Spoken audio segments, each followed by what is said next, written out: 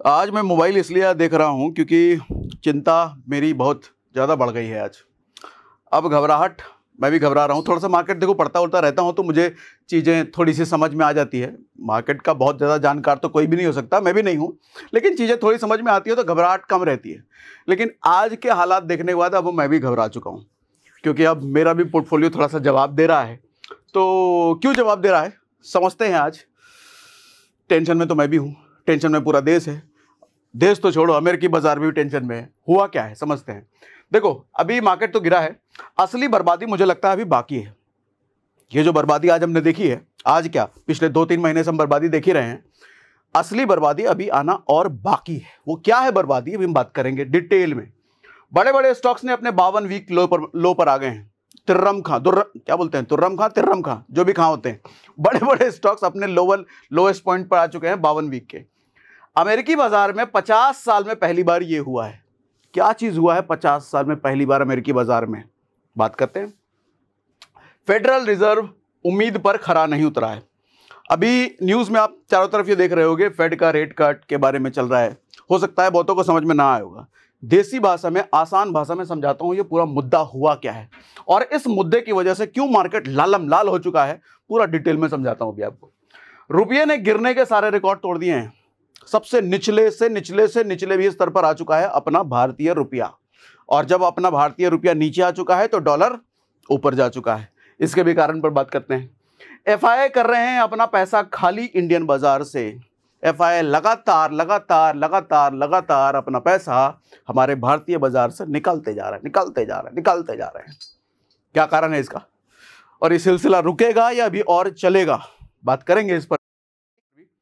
अब देखो पहले मुद्दे पर आते हैं। पहले देख लेते हैं कि हुआ क्या क्या है आज बाजार में।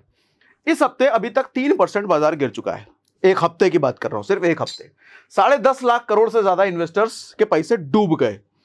6 महीने और 1 महीने का रिटर्न एक जैसा हो चुका है। अब यहां पे ये देखो, एक दिन का अगर आप देखो तो 1% टूटा है एक दिन में, लगभग 250 पॉइंट एक दिन में लो। अच्छा, आज का मार्केट देखो, पहले ये 250 पॉइंट के आसपास गिरा हुआ खुला था, लेकिन पूरे दिन मार्केट देख रहे हो कैसा रहा है। सर एक चीज समझना, जब मार्केट नेगेटिव में खुले और जब पूरे दिन नेगेटिव खुलने के बाद कुछ भी मूवमेंट कुछ खास ना हो तो समझ जाओ कंफ्यूजन का लेवल पीक पर है, एकदम पीक पर है। बड़े बड़े तुर्रम खां इन्वेस्टर्स सब के सब घबराए हुए हैं, समझ नहीं आ रहा क्या करें नहीं करें, यहां खरीदें या बेचें नहीं समझ में आ रहा है। हालांकि एफआईआई तो चालू है अपना काम, बात करेंगे उस पर भी। तो कंफ्यूजन का लेवल एकदम पीक पर है, तो नो डिसीजन मेकिंग है, कुछ नहीं समझ आ रहा। क्यों कारण है, क्या कारण है, सब बात करेंगे। अच्छा, एक चीज एक देखना कि एक महीने में लगभग 0.25% रिटर्न है एक महीने में। 6 महीने में वही लगभग 0.25% रिटर्न है। यानी कि 6 महीने में सितंबर में अपने ऑल टाइम हाई पर था ये अपना निफ्टी। ऑल टाइम हाई के बाद जो गिरना शुरू हुआ है, मतलब 6 महीने में जितने रिटर्न कमा के दिए इन्वेस्टर्स को, सब पिछले 1-2 महीने में धो डाला है। तो 6 महीने का रिटर्न और 1 महीने का रिटर्न बराबर है, ठीक। अच्छा, कल हम देख रहे थे 1 साल का रिटर्न, तो कल 12.5% के आसपास था, आज हम देख रहे हैं 11.5 जा चुका है। तो कहीं ऐसा तो नहीं दिसंबर खत्म होते होते, साल खत्म होते हुए सिंगल डिजिट में आ जाए, 10% से भी कम। एफडी के रिटर्न के रेट के बराबर कहीं अपना इंडेक्स आ जाए, ऐसा तो नहीं हो सकता। उम्मीद तो हो सकती है, बात करेंगे। असली गड़बड़ी क्या हो सकती है वो भी बात करेंगे। मतलब कितना बार मैंने बोल दिया बात करेंगे बात करेंगे, कब बात करोगे, करेंगे आज ही करेंगे, इसी में करेंगे। देखो हुआ क्या है, 18 दिसंबर को अमेरिकी बाजार जोरदार गिरा है। 50 सालों में पहली बार 10वें दिन गिरावट, मतलब अमेरिकी बाजार ऐसा है कि 10वें दिन तक लगातार गिरावट 50 सालों में आज तक नहीं हुआ, ये पहली बार ऐसा है। आपको यहाँ पे लाइव में दिखाता भी हूं, देखो ये डाउ जोन्स में आपको दिखा रहा हूं, नंबर छोड़ दो, 2.5% से ऊपर तो गिरा है। सर एक ग्राफ देखो कैसा सपाट गिरा है, सपाट।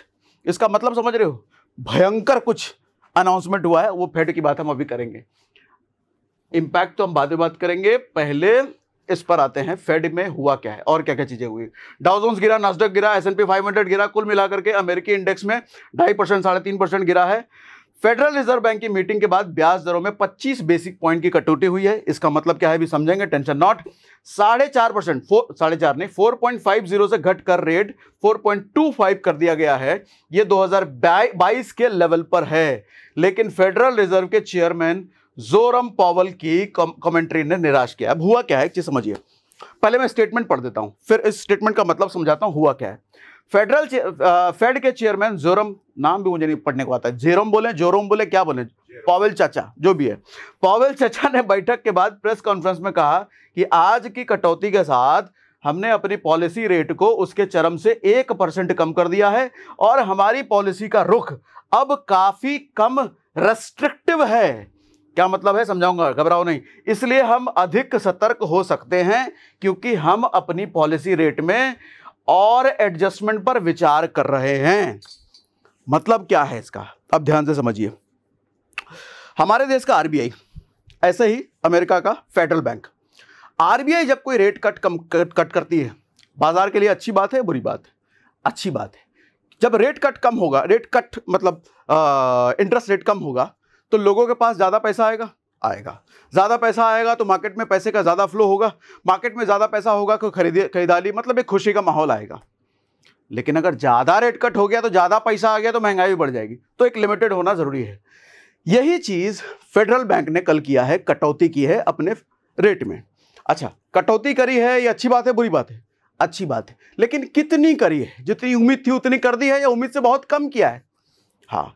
अब इन्वेस्टर्स को जो उम्मीद थी, अमेरिकी इन्वेस्टर्स को, कि फेड रेट जो कट होगा पूरे एक साल में 1% होगा, मतलब उम्मीद ये थी कि 1% कट होगा पूरे साल में, तो 25%, 25%, 25%, 25% 4 बार में कम होगा।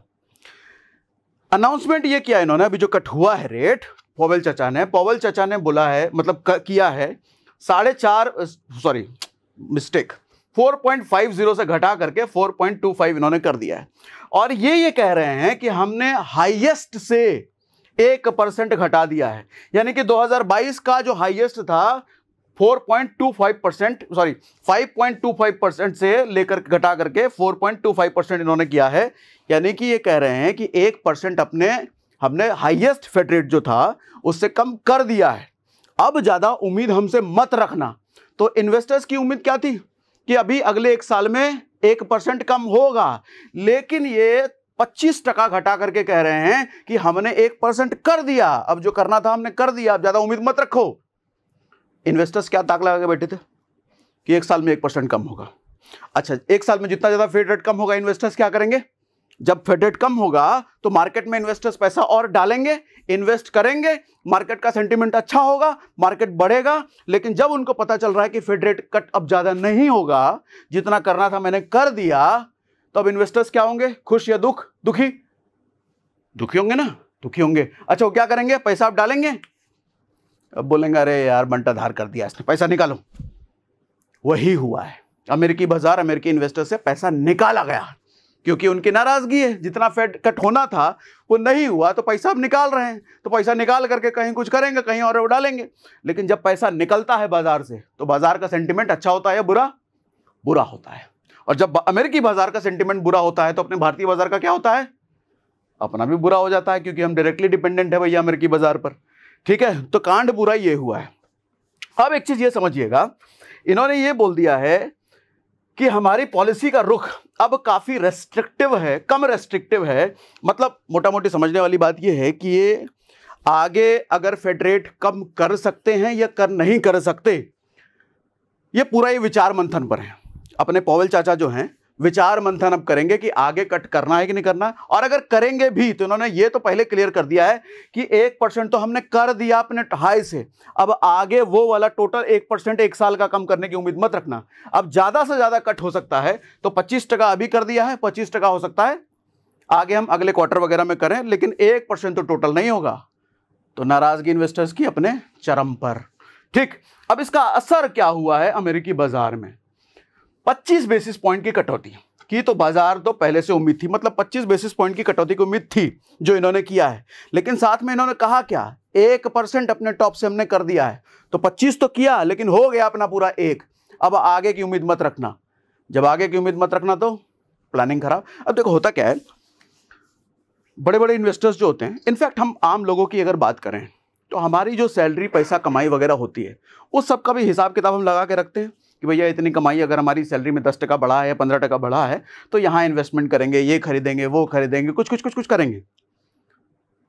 ये जो बड़े इन्वेस्टर्स होते हैं ये भी अपने पैसे की प्लानिंग ऐसे ही करते हैं कि अनाउंसमेंट गवर्नमेंट का क्या है उसके हिसाब से, क्योंकि पैसा इनका साइज इनका बड़ा है, गवर्नमेंट के अनाउंसमेंट पे पैसा इनका डायरेक्टली डिपेंडेंट है क्योंकि पैसे का साइज बड़ा है ना। अब गवर्नमेंट इनके लिए अगर कोई नेगेटिव अनाउंसमेंट करती है तो ये पैसा क्या करेंगे, डालने के बजाय निकालेंगे।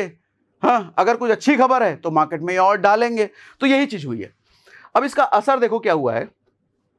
पॉवेल के इस स्टेप से बाजार गिद्ध की तरफ नजर लगा के बैठेगा। अब पॉवेल चाचा क्या करेंगे? नेगेटिव तो हो गया है, इन्होंने बोल दिया 1% हमने कर दिया है, 25% कम करके बोल रहे हैं 1% टोटल तो हमने कर दिया है, लेकिन अब बाजार देखेगा कि क्या करेंगे ये चाचा। अच्छा, ये चाचा तो कम कर दिया, अभी अगले बड़े चाचा भी और आने वाले हैं। कौन बड़े चाचा? 20 तारीख को ट्रम्प चाचा। अब वो चाचा जब आएंगे तो ये चाचा के साथ क्या करेंगे वो? हालांकि ऑर्डर तो नहीं दे सकते क्योंकि सर प्रेसिडेंट का इतना हक नहीं है कि इनके साथ वो कुछ कर सकें, लेकिन सलाह मशवरा करके कुछ कह सकते हैं, यार कुछ कर दे ठीक ठाक, कुछ एडजस्टमेंट। अगर ऐसा कुछ होता है तो फिर अच्छी बात, लेकिन नहीं होता है तो जो चल रहा है वही चलेगा। अच्छा, इसके बाद इसलिए बाजार को ऐसा लग रहा है कि फाइनेंशियल ईयर 2026 में 1% की बजाय 0.5 यानी कि 50 पैसा ही कटौती होगी। 1% तो होने से रहा, तो आने वाला जो फाइनेंशियल ईयर 26 है उसमें ज्यादा से ज्यादा 50 पैसा और कम हो सकता है। इन्वेस्टर्स कितनी उम्मीद लगा के बैठे? 1%। होने वाला कितना? 50%। इन्वेस्टर के लिए अच्छा है बुरा? बुरा। इससे यूएस मार्केट का सेंटिमेंट बिगड़ गया है, जो हम देख चुके हैं लाइव प्रमाण। अब ये वहां का पूरा का फेडरल बैंक का कांड समझ में आ गया। अब जरा इंडियन मार्केट में क्या गड़बड़ी चल रही है, क्या दिक्कत चल रही है वो बात करते हैं। कमजोर रुपया, देखो रुपया लगातार गिर रहा है और रुपये की वैल्यू 85 के पार जा गिरी है। यहां पर ये दिखाता हूं मैं आपको, हर चीज में खोल के रखता हूं आपके लिए। देखो $1 85.12, ये 4 तक जा चुका था। 85.12 मतलब 85 रुपया के बराबर $1।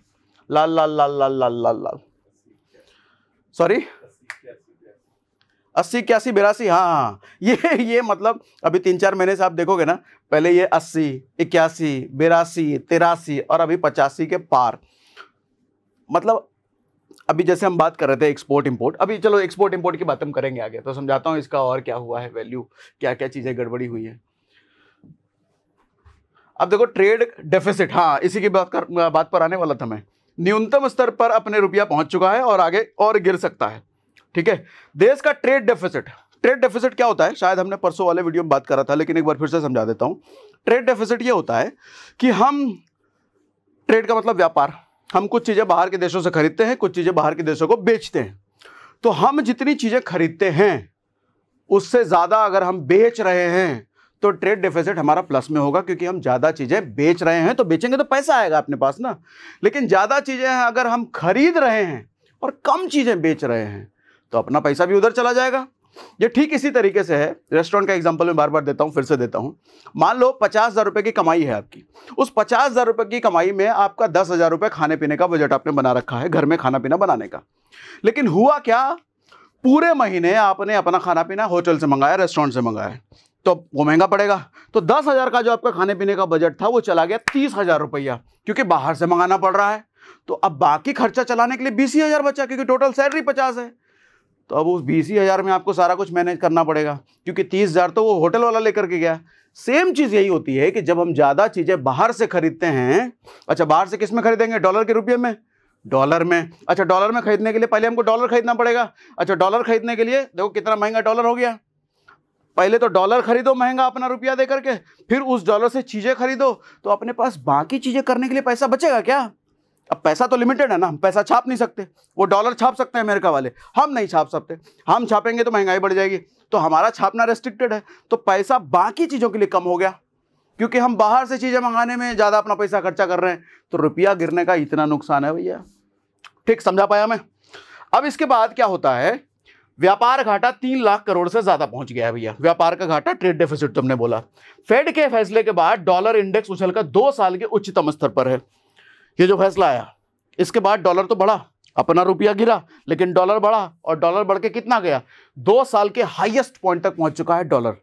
अच्छा, डॉलर जितना महंगा समझ लो अपना रुपया उतना नीचे, डॉलर ऊपर अपना रुपया नीचे, मतलब डॉलर और मजबूत हो गया। अच्छा, डॉलर और मजबूत हो गया, अपने लिए अच्छी बात या बुरी बात?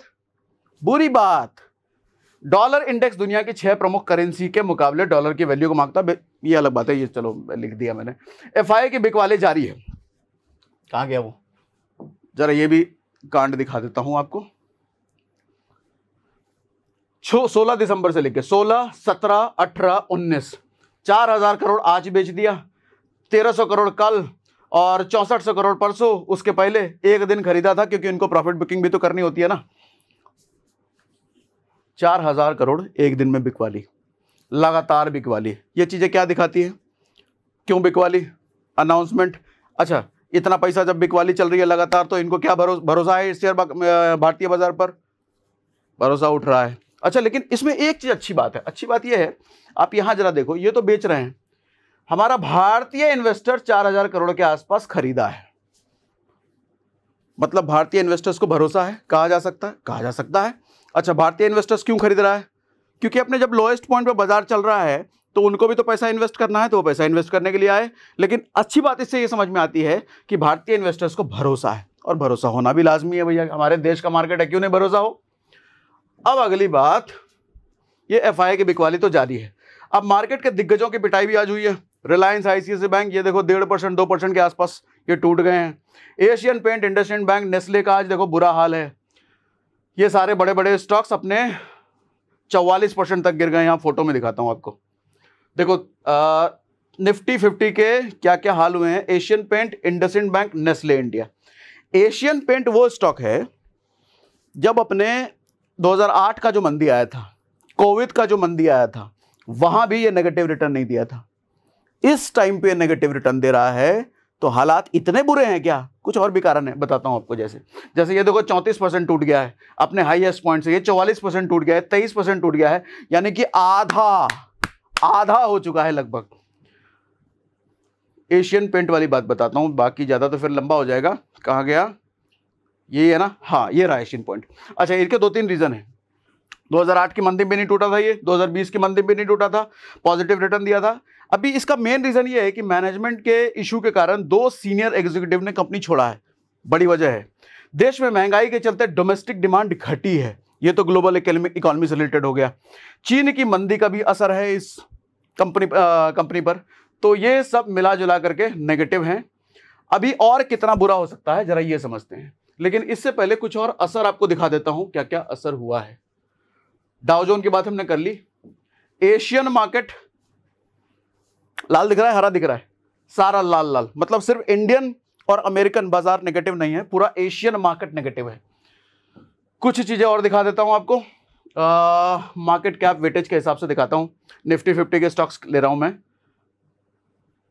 देख रहे हो, negative negative negative negative negative negative negative, मतलब चारों तरफ नेगेटिविटी का माहौल है। एफआईडीआई का डेटा मैंने आपको दिखा दिया, रुपया वाला दिखा दिया। अब एक सबसे इंपॉर्टेंट बात जो मैंने आपको शुरुआत में बोला था कि अभी और कितना बुरा हो सकता है, क्योंकि एट द एंड हमको भैया बताओ कंक्लूजन, आगे क्या करें, पैसा डाले कि निकाले, रुके कि भाग जाए। तो समझो अमेरिकी इन्वेस्टर्स अभी और पैसा निकालेंगे फेड रेट की नाराजगी से। अभी क्या होता है, जो बड़ा इन्वेस्टर्स होता है, बड़े इन्वेस्टर्स होते हैं, सारा पैसा एक दिन में तो निकालेंगे नहीं, थोड़ा रुक रुक के निकालते हैं। तो आज तो निकाला पैसा, लेकिन आज निकाल के छोड़ दिया, क्या हो गया, क्या पूरा पैसा निकाला हुआ? ऐसा तो होता नहीं है। तो मुझे क्या लगता है अभी और निकाल सकते हैं। अच्छा, ये जब ये निकालेंगे पैसा तो 1-2 रुपया तो निकालेंगे नहीं, इनका बड़ा बड़ा फंड निकलेगा। जब बड़ा फंड निकलेगा तो अमेरिकी बाजार पॉजिटिव होगा, नेगेटिव होगा, नेगेटिव होगा। अमेरिकी बाजार नेगेटिव होगा तो भारतीय बाजार पॉजिटिव होगा, नेगेटिव होगा, और नेगेटिव होगा, यानी कि 23,900 के लेवल पे पहुंच चुका है। ये और नीचे जा सकता है क्या? अपना जा सकता है। ठीक, सीधा इंपैक्ट इंडियन मार्केट पर होगा। एफआईए और निकालेंगे क्योंकि सेंटिमेंट नेगेटिव है हमारे भारतीय बाजार से। जब सेंटिमेंट ही नेगेटिव होगा तो एफआईए क्या करेगा? और ज्यादा प्रॉफिट बुकिंग, और ज्यादा पैसा निकालो। ठीक, 20 जनवरी को, अच्छा अब अमेरिकी बाजार को डोनाल्ड ट्रंप से उम्मीद है, क्योंकि 20 जनवरी को चाचा जी आएंगे, बड़े वाले चाचा जी। और अब जब 20 जनवरी को आएंगे तो फेड में क्या होता है ये देखने वाली बात होगी। और ट्रम्प चाचा आएंगे तो इनके क्या ऑर्डर्स होते हैं, साथ में इनका तो ये भी टैरिफ वाला भी चल रहा है ना, भारत के साथ टैरिफ की लड़ाई धमकी उमकी दे दी है कि जितना तुम लगा रहे हो उतना ही हम लगाएंगे। तो वो चीज़ें अगर सच में कर दी 20 जनवरी के बाद तो सेंटिमेंट और ज़्यादा नेगेटिव होंगे। लेकिन अगर वो कर दिया तो अब होना क्या है मुझे पता नहीं है, लेकिन अगर हो गया तो सेंटिमेंट और बिगड़ेगा। अच्छा, इसके बाद रुपये की कमजोरी को आरबीआई कैसे रोकेगी? अब आरबीआई के लिए चैलेंज, रुपया लगातार कमजोर होता जा रहा है, अपने न्यूनतम स्तर पर आ चुका है, जमीन में सट चुका है जाकर के रुपया। और अगर ऐसे में आरबीआई कुछ नहीं करती है तो ये बड़ा दिक्कत वाला बात है। तो आरबीआई के लिए जरूरी है कि यहां पर कोई ना कोई स्टेप लिया जाए, और अगर स्टेप नहीं लेती तो फिर बर्बादी और जारी रह सकती है। अगली बात, बजट आने वाला है तो बजट में गुड न्यूज तो बहुत जरूरी हो चुका है, क्योंकि इतना नेगेटिव सेंटिमेंट अगर है तो एक बजट से उम्मीद है कि भैया निर्मला सीतारमण आएंगी तो भारतीय बाजार के लिए क्या गुड न्यूज ला सकती हैं। क्योंकि इतना नेगेटिव सेंटिमेंट है तो थोड़ा चॉकलेट चाहिए मार्केट को। चॉकलेट अगर नहीं मिला तो सेंटिमेंट और ज़्यादा बिगड़ सकता है। इसीलिए मैंने कहा कि अभी और कितना बुरा हो सकता है, असली बर्बादी अभी बाकी है। ये चीज़ें अगर नहीं हुई या कुछ चीज़ें अगर हो गई, बाकी आपको क्या लगता है बताइएगा कमेंट बॉक्स में। ये तो थी मेरी एनालिसिस कैसी लगी आपको, समझ में आया क्या, समझा पाया मैं? मुझे कमेंट बॉक्स में जरूर लिख के बताइएगा। तो ये था शेयर बाजार का आज का हाल। बाकी और देखते हैं मार्केट में क्या होता है।